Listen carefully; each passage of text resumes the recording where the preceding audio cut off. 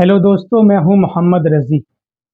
बात चाहे मणिपुर दंगे की हो या फिर हरियाणा दंगे की, नुकसान सिर्फ और सिर्फ आम आदमी को होता है। किसी का मकान जलता है, किसी की दुकान जलती है, किसी की जान जाती है, कोई अपनों को खोकर पूरी तरह से टूट जाता है। यानी दंगों का दंश हर हाल में आम आदमी को झेलना होता है। लेकिन क्या दंगे से सिर्फ नुकसान होता है या फिर इसका फायदा भी मिलता है? साफ-साफ शब्दों में कहें तो राजनीतिक पार्टियों को इसका फायदा मिलता है। अब सवाल है क्यों और कैसे? इसे समझने के लिए हमें 1990 से पहले के दौर में लौटना होगा। जी हाँ, यही वो दौर था जब देश और प्रदेशों में कांग्रेस की सरकारें थी।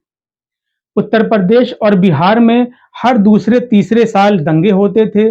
मुरादाबाद, मेरठ, भागलपुर जैसे दंगों का दंश आज भी लोगों को याद है। ये अपनी त्रासदी आज भी बयान कर रहे हैं। मुसलमान कांग्रेस के बेस वोटर माने जाते थे और दंगे का सबसे ज्यादा नुकसान भी उन्हें ही होता था।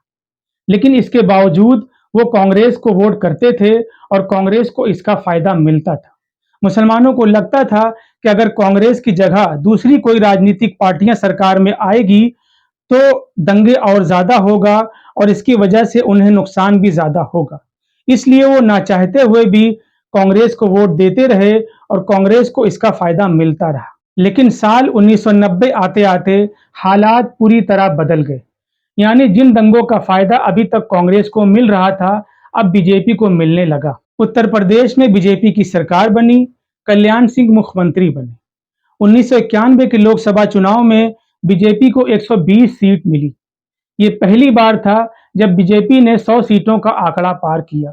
यानी अभी तक जिस बीजेपी को 1980 के दशक में 2 या 4 सीटें मिलती थी, अब वो देश की सबसे बड़ी या दूसरी सबसे बड़ी पार्टी बन गई थी। 1992 के दंगे के बाद बीजेपी की स्थिति और ज्यादा मजबूत हो गई। वो केंद्र में सरकार बनाने के करीब पहुंच गई। 1998, 1999 में केंद्र में बीजेपी की सरकार बनी और यही वो दौर था जब बीजेपी उत्तर प्रदेश से निकलकर मध्य प्रदेश और गुजरात तक पहुंच गई। गुजरात दंगे के बाद बीजेपी ने बहुत लंबी पारी खेलने की नींव रखी। इसके बाद यूपी के मुजफ्फरनगर में साल 2013 में हुए दंगे के बाद बीजेपी को इसका सबसे ज्यादा फायदा मिला। बीजेपी ने 2014 के लोकसभा चुनाव में उत्तर प्रदेश से 71 से ज्यादा सीटें जीती और यही वो सीटें थी जिसने बीजेपी के लिए केंद्र में सरकार बनाने की राह को आसान कर दिया था। यानी पहले कांग्रेस और अब बीजेपी को दंगे का फायदा मिलने लगा है। पहले मुसलमान कांग्रेस को दंगे के बावजूद वोट करते थे, अब बहुसंख्यक मतदाता दंगे के बावजूद बीजेपी को वोट करते हैं। बहुसंख्यक मतदाताओं को लगता है कि अगर बीजेपी की जगह दूसरी कोई पार्टी सरकार में आएगी तो दंगे और ज्यादा होंगे और इसकी वजह से उन्हें नुकसान भी ज्यादा होगा। यही वजह है कि तमाम प्रदेशों में दंगे के बावजूद बहुसंख्यक मतदाता बीजेपी को वोट कर रहे हैं। यानी इसमें कोई दो राय नहीं है कि दंगों का फायदा राजनीतिक पार्टियों को मिलता है।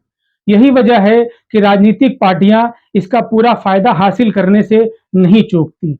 हम ये नहीं कहते कि सरकारें दंगा कराती हैं, सरकारें दंगा नहीं कराती। कोई भी सरकार नहीं चाहती कि उसके राज में दंगा हो, लेकिन इससे होने वाले फायदे को वो निचोड़ लेना चाहती है। यही वजह है कि पिछले दिनों उत्तर प्रदेश के बरेली शहर में जिस काबिल आईपीएस ऑफिसर ने दंगा रोकने का काम किया था, उसे हटा दिया जाता है। बात यहीं पर खत्म नहीं होती। कुछ महीने पहले यानी प्रयागराज, इलाहाबाद में उमेश पाल और उनके 2 गनर को दिन दहाड़े गोलियों से भून दिया जाता है और यह घटना होती है धूमनगंज थाने के नाक के नीचे। लेकिन इसके बावजूद धूमनगंज इंस्पेक्टर को नहीं हटाया जाता।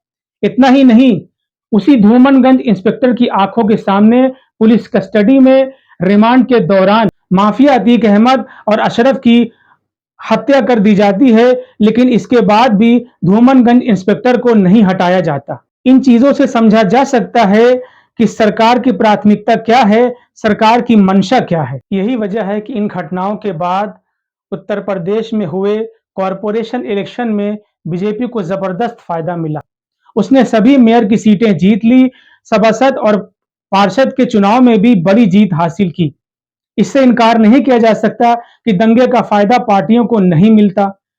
पार्टी को लगता है कि मणिपुर और हरियाणा दंगे का फायदा भी उसे मिलेगा। लेकिन यहाँ एक बात बहुत कायदे से समझ लेना चाहिए कि जिन मुसलमानों को 30 साल लग गए ये समझने में कि कांग्रेस को वोट देने का फैसला उनका गलत था, इसी तरह बहुसंख्यक मतदाताओं को सालों लग जाएंगे ये समझने में कि दंगे के बावजूद बीजेपी को उनका वोट देने का फैसला गलत था। बहरहाल आज की वीडियो में इतना ही।